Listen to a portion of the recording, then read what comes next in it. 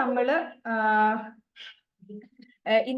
ഇന്നിപ്പോ നമ്മൾ സംസാരിക്കാൻ പോണത് നമ്മൾ വിഷ്വലൈസേഷനെ ബേസ് ചെയ്ത് നമുക്കൊന്ന് എന്താ പറയാ ഒന്ന് റിഫ്രഷ് ചെയ്യാം. നമ്മൾ കഴിഞ്ഞ തവണ വിഷ്വലൈസേഷൻ എന്താന്നുള്ളത് നമ്മൾ പറഞ്ഞു. അപ്പൊ ഇവിടെ നമുക്ക് തീവ്രമായ നമ്മുടെ ആഗ്രഹങ്ങൾ അല്ലെങ്കിൽ നമ്മുടെ ലക്ഷ്യങ്ങൾ എത്ര ഹാർഡും ആയിക്കോട്ടെ, എത്ര കഠിനമുള്ളതായിക്കോട്ടെ, അതിനെ നേടിയെടുക്കാൻ ഒരു വഴി ഉണ്ടോ എന്ന് ചോദിച്ചാൽ അതുണ്ട്. അതാണ് വിഷ്വലൈസേഷൻ. ഓക്കെ, അപ്പൊ നമ്മുടെ മാസ്റ്റർ ഓഫ് മാനിഫെസ്റ്റേഷൻ എന്നൊക്കെയാണ് നമ്മൾ വിഷ്വലൈസേഷനെ പറയാം. അതായത് 100% റിസൾട്ട് ഈ പ്രാക്ടീസ് വഴി നമുക്ക് ഉണ്ടാവും. അത് 100% ഉറപ്പാണ് നമുക്ക് അതിനുള്ള റിസൾട്ട് ഉണ്ടാവുന്നത്. അപ്പൊ ഇത് എങ്ങനെയെന്ന് വെച്ച് കഴിഞ്ഞാൽ ഇവിടെ ഞാനിപ്പോ പറയാൻ പോകുന്ന കാര്യങ്ങൾ എനിക്ക് മനസ്സിലായ കാര്യങ്ങളും ഞാൻ കേട്ടതും ഞാൻ പഠിച്ചതും നമ്മൾ പല വളരെ പ്രഗത്ഭരായ വ്യക്തികളുടെ ക്ലാസ്സുകൾ അറ്റൻഡ് ചെയ്തിട്ട് നമ്മുടെ പ്രാക്ടീസിൽ കൂടെയും മനസ്സിലായ ഒരു ചെറിയ അറിവാണ് ഞാനിവിടെ ഷെയർ ചെയ്യുന്നത്. അപ്പൊ ഇത് അതിന്റെ പല ഗുണങ്ങളും നമുക്ക് കിട്ടിയിട്ടുമുണ്ട്. അപ്പൊ ഇവിടെ ഇവിടെ എന്താണ് വിഷ്വലൈസേഷൻ എന്ന് വെച്ചാൽ നമ്മളില് നിരന്തരമായിട്ട് ആവർത്തിച്ചുകൊണ്ടിരിക്കുന്ന ചില കാര്യങ്ങൾ, അതായത് നമ്മുടെ ചിന്ത അല്ലെങ്കിൽ നമ്മുടെ അനുഭവം അല്ലെങ്കിൽ നമ്മുടെ ഒരു ഫീല്, ഇങ്ങനെ നമ്മുടെ ബ്രെയിനിൽ ഒരു ഓർമ്മയായിട്ട് റെക്കോർഡായിട്ട് കിടക്കും. ഇതിനെ നമ്മുടെ സബ് കോൺഷ്യസ് പ്രോഗ്രാം എന്ന് നമ്മൾ വിളിക്കും. അപ്പൊ ഇതിനെ ബേസ് ചെയ്താണ് നമ്മുടെ ചുറ്റുമുള്ള കാര്യങ്ങൾ നമ്മൾ കാണണതും കേൾക്കണതും അട്രാക്റ്റഡ് ആവണതും എല്ലാം ഇതിനെ ബേസ് ചെയ്തിട്ടാണ്. ഓക്കെ, അപ്പൊ അതുകൊണ്ടിട്ടാണ് നമ്മൾ പറയണേ എപ്പോഴും നമ്മൾ നെഗറ്റീവ് ആയിരിക്കരുത്, പോസിറ്റീവായിട്ട് കാര്യങ്ങൾ ചിന്തിക്കണം, എല്ലാത്തിന്റെ നല്ല വശം കാണൂ, എന്തിനാണ് എല്ലാത്തിന്റെ മോശവശം കാണണേ എന്നൊക്കെ നമ്മൾ സിമ്പിൾ ആയിട്ട് പറയണു. കാരണം നമ്മുടെ മനസ്സിൽ എന്നും നമ്മുടെ മനസ്സിൽ വന്നുകൊണ്ടിരിക്കുന്ന ഒരു കാര്യം, ആ ഒരു എനർജിയാണ് പുറത്തുനിന്ന് അതിനെയാണ് അട്രാക്ട് ചെയ്യുക.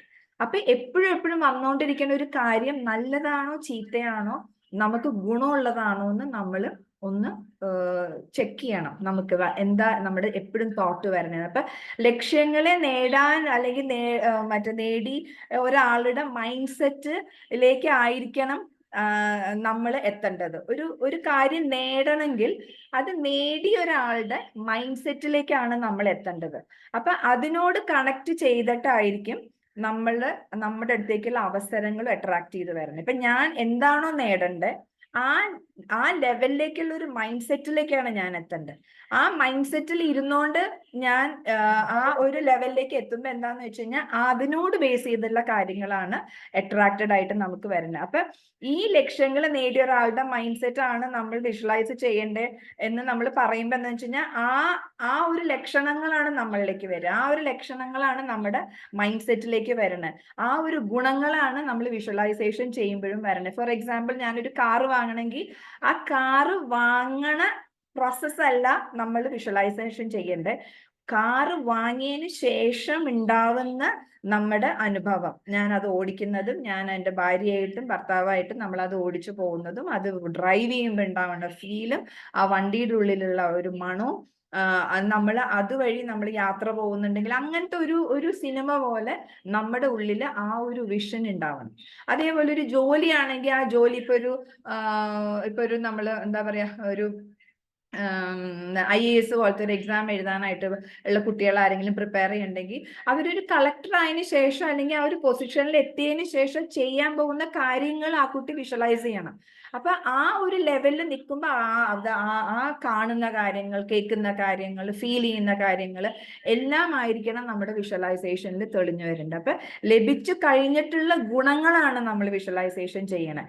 അപ്പൊ എന്ന് വെച്ച് കഴിഞ്ഞാൽ ലഭിച്ച ആളുടെ ഒരു മൈൻഡ് സെറ്റിൽ ഇരുന്നിട്ടാണ് നമ്മൾ ഈ വിഷ്വലൈസേഷൻ ചെയ്യണം. അപ്പൊ ഇത് ആവർത്തിക്കുമ്പോൾ നമ്മുടെ മനസ്സിൽ ഒരു സബ് കോൺഷ്യസ് മൈൻഡിനകത്ത് ഇതൊരു പ്രോഗ്രാം ആയിട്ട് അവിടെ കിടക്കും. അപ്പൊ ആ ഒരു മൈൻഡ് സെറ്റിൽ ഇരുന്ന് ചുറ്റുമുള്ള കാര്യങ്ങൾ കാണുന്നതും അട്രാക്ട് ചെയ്യണതും എല്ലാം ഈ ഒരു മൈൻഡ് സെറ്റിൽ ഇരുന്നിട്ടായിരിക്കും. ഓക്കെ, അപ്പൊ ഇതാണ് നമ്മൾ ഏറ്റവും ഇമ്പോർട്ടൻ്റ് ആയിട്ട് നമ്മൾ മനസ്സിലാക്കേണ്ട ഒരു കാര്യം. കാരണം നമ്മുടെ മനസ്സിൽ ആദ്യം തന്നെ ഒന്ന് നമ്മൾ ക്ലിയർ ചെയ്യണം, ഡീടോക്സ് ചെയ്യണം. നമ്മുടെ മനസ്സിനെ ഒന്ന് ഡീടോക്സ് ചെയ്യണം. ഈ വേണ്ടാണ്ടുള്ള ചിന്തകളും വേണ്ടാണ്ടുള്ള നെഗറ്റീവ് നമ്മളൊന്ന് ആലോചിച്ചാൽ അറിയാം. എല്ലാ ദിവസവും നമ്മൾ ആവലാതിപ്പെടുന്നത് മുഴുവനും വേണ്ടാത്ത കാര്യങ്ങളെ ബേസ് ചെയ്തിട്ട്. അപ്പൊ ഈ വേണ്ടാത്ത കാര്യങ്ങളുടെ ബേസിൽ ഇരുന്നോട്ട് വേണ്ട കാര്യങ്ങൾ നമ്മൾ ആലോചിച്ചാൽ നമുക്ക് എങ്ങനെ അട്രാക്ഷൻ വരും?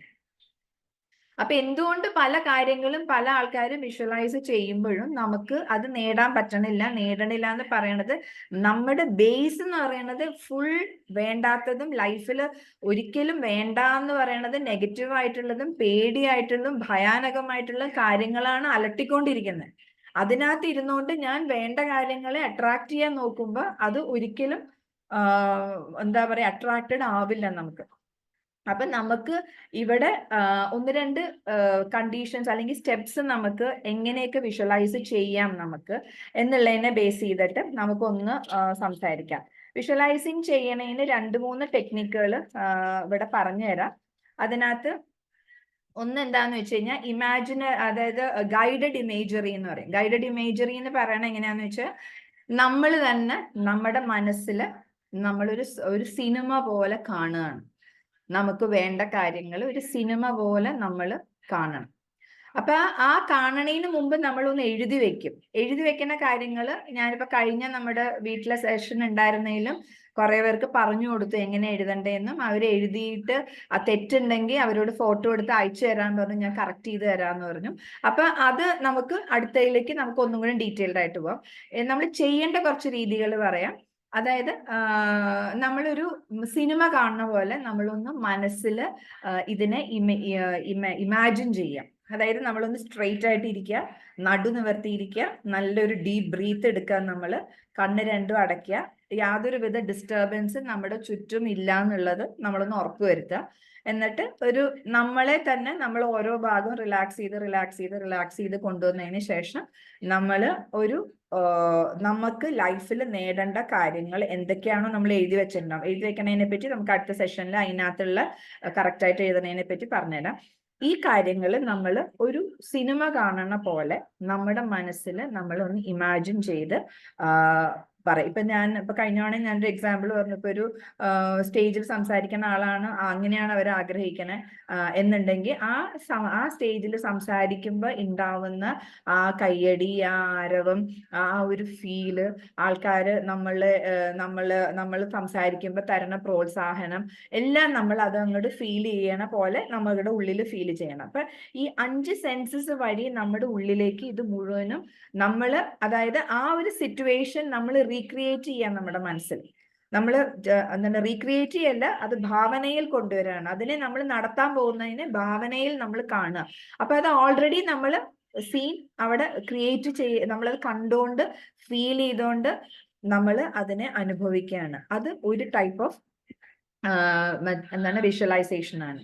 ഇതുപോലെ വേറൊരു വിഷ്വലൈസേഷൻ വരുന്നതാണ് വിഷൻ ബോർഡ് എന്ന് പറയും. വിഷൻ ബോർഡ് എന്ന് പറയുന്നത് എന്താന്ന് വെച്ച് കഴിഞ്ഞാൽ, അതായത് നമുക്ക് എന്തൊക്കെയാണോ നമുക്ക് വേണ്ട, ഇപ്പൊ മെറ്റീരിയൽ ആയിട്ടുള്ള കാര്യങ്ങളാണെങ്കിൽ, ഇപ്പൊ ഒരു കാറാണെങ്കിലോ, അല്ലെങ്കിൽ എനിക്കൊരു വീടാണെങ്കിലോ, അല്ലെങ്കിൽ എനിക്ക് ജോലിയാണെങ്കിലോ, എന്താണെങ്കിലും നമുക്ക് എന്ത് വേണമെന്നുള്ളത് അതിന്റെ പടം കിട്ടുകയാണെങ്കിൽ ആ പടം നമ്മൾ ഫിക്സ് ചെയ്ത് വെക്കുക. നമ്മൾ എപ്പോഴും കാണുന്ന സ്ഥലങ്ങളിൽ പടം ഫിക്സ് ചെയ്ത് വെക്കുക. അപ്പൊ ബെഡ്റൂമിലാണെങ്കിൽ അതിന്റെ നേരെ ഫ്രിഡ്ജിന്റെ മുകളിൽ, കിച്ചണിലാണെങ്കിലും അല്ലെങ്കിൽ എവിടെയാണെങ്കിലും നമുക്ക് വേണ്ട കാര്യങ്ങളുടെ പടങ്ങൾ നമ്മൾ എഴുതി വെക്കുക. അതെന്നാ നേടണേന്നുള്ളതിന്റെ ഡേറ്റ് ഒക്കെ നമ്മൾ അവിടെ എഴുതി വെക്കുക. ഇങ്ങനത്തെ രീതിയിൽ അപ്പൊ എപ്പോഴും നമ്മുടെ മനസ്സിൽ ഇത് തന്നെ, എവിടെ കാണുമ്പോഴും നമ്മൾ ആ ഒരു മൈൻഡ് സെറ്റിലേക്ക് നമ്മളത് പോകുന്നു. അതിനെയാണ് വിഷൻ ബോർഡ് എന്നുള്ള ഒരു രീതി ഓഫ് വിഷ്വലൈസേഷൻ. പിന്നെ ഒരെണ്ണമുണ്ട് ഇൻഡെക്സ് കാർഡ് എന്ന് പറയാം. അതെങ്ങനെയാന്ന് വെച്ച് കഴിഞ്ഞാൽ,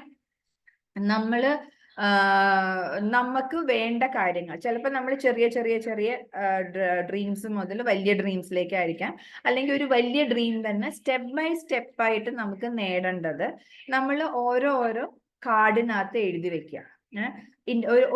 ഒരു കാർഡിനകത്ത് നമ്മൾ അതിന്റെ ഒരു ഭാഗം എഴുതുക, അടുത്ത കാർഡിൽ അടുത്ത കാര്യം എഴുതുക. നമുക്ക് വേണ്ട കാര്യങ്ങൾ മുഴുവനും കുറച്ച് കാർഡുകളിൽ എഴുതി നമ്മൾ വെക്കുക.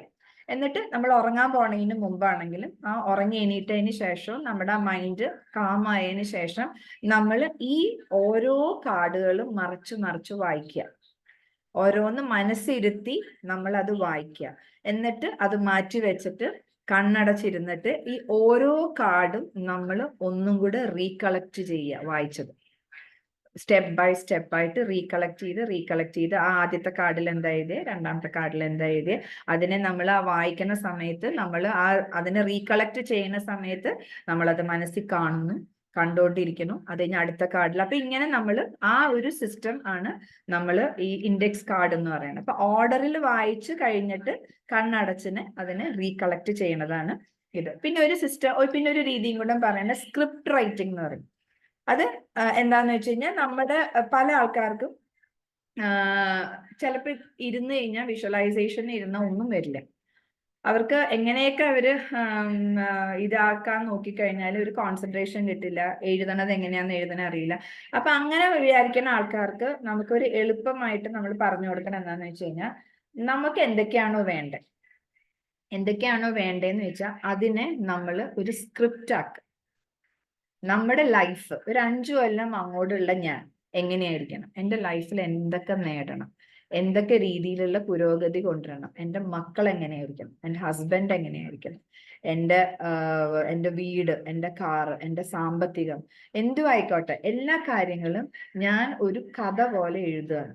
ഈ കഥ പോലെ എഴുതി ഞാൻ എൻ്റെ അടുത്ത് വെക്കുകയാണ്.